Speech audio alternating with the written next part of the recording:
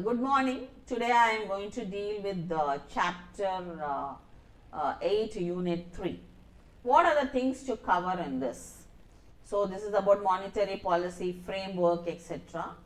So, please see the Reserve Bank of India Act 1934 in its preamble. What has it stated? There is a possibility of a question there. And then here the highest thing is about savings and investment channel is there.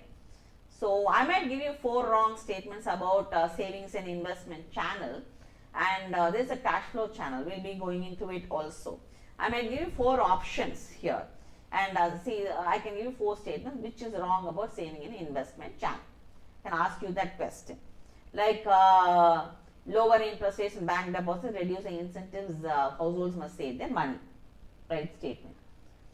There is an increased incentive for there is a decreased incentive for households to spend their money on goods and services. That is a wrong option. Lower interest rates for loans can encourage households to borrow more as they face lower repayments. Lower ending rates support higher demand for assets such as housing. Out of these 4 statements, like I told you, there is a decreased incentive for households to spend their money on goods and services. Is a wrong option. So, like that I can play with words, I can get the right answer there. So, you should be thorough with what the government would, the monetary policy will do and influence the economic activity in the saving and investment channel. See, the same thing is possible in cash flow channel also. I can just alter one particular word or a statement and then ask you which is the right thing here. Here monetary policy also, I can, the cash flow channel, they are given words in bold letters. These two effects work in opposite directions. But a reduction in interest rates can be expected to increase spending in the Indian economy through this channel. The first effect is larger than the second. Saving and investment channel has a better effect than the second, that is the cash flow channel. Here the decisions of households and business by changing the amount of cash they have available to spend on goods and services. That is an important channel. Liquidity is constrained. But out of this, which is a better option, better effect is the other one. So, please go through this. Then they have the assets and wealth channel. So, again I can give you the same wrong options.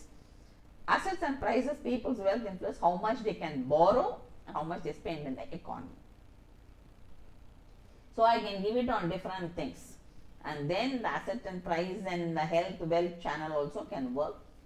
Exchange rate channel also, I can give you the same type of questions where I am going to give you, so supposing I am going to say, give you for which one of these statements is true about exchange rate channel.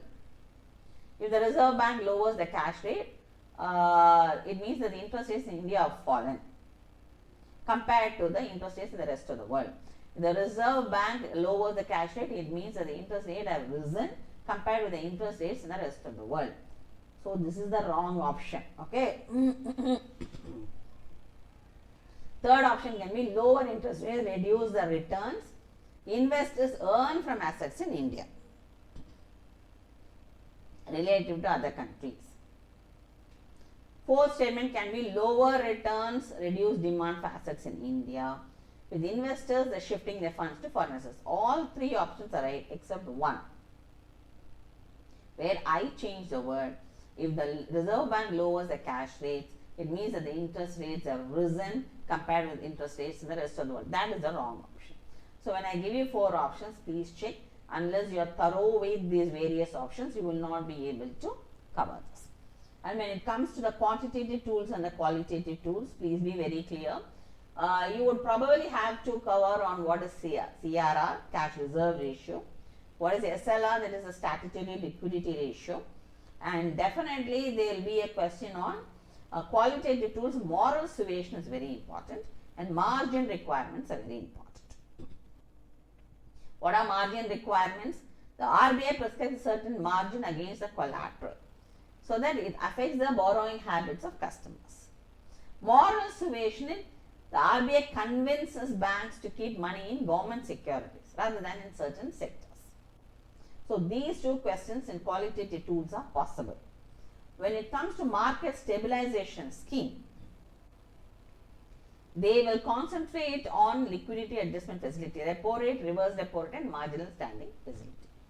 Please know what is, and they might ask you a question or phrase a question like this. When it comes to interest rate, put the, which is the right order from the lowest to the highest when it comes to interest rate. So the right answer is reverse repo rate when the RBI borrows from banks. They will give the lowest interest rate. The second one is repo rate when the banks are borrowing from RBI on a short term basis against a repurchase agreement. The third one is a penal rate, marginal standing facility. When I am going to borrow more than they lend money to banks over the rate available under the rep policy. So the right order is from lowest to highest is when it comes to the higher, lowest will be reverse repo rate. The second lowest will be the next in order will be repo rate. The highest will be marginal standing facility. There might be a question based on that. They might give you 4 options. They will say repo rate, reverse repo rate, marginal standing facility. Marginal standing facility, reverse repo rate, repo rate.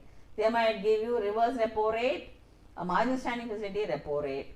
But the right answer when it comes to lowest to highest interest rate is reverse repo rate from the lowest to the highest. So reverse repo rate, marginal standing facility. So if they ask you to choose when it comes to interest rates, which is the lowest and which is the highest, you have to be able to answer that question.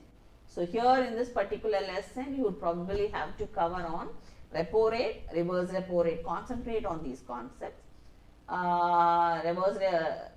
Repo rate, reverse repo rate, marginal standing facility, moral suasion, margin requirements, CRR and SLR. These are the concepts you have to be thorough in. A question is highly possible in these concepts.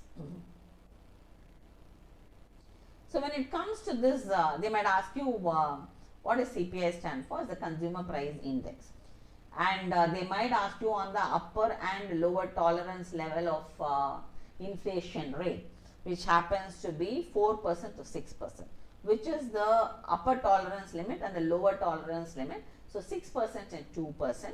So you might, they might give you different options, 5% to 3% or 1%. They might give you different numbers options. The right answer is the upper tolerance limit of inflation is 6%. The lower tolerance limit is 2%. Please memorize that also. The number that is required. And now they might ask you what is CPI, that is the Consumer Price Index. Consumer Price Index is nothing else but when you take a basket of commodities that are used regularly by people and create this Consumer Price Index. Of course, oil is not included in, though it is used regularly by people because it is being imported by our country. So here, these are the concepts you have to go through.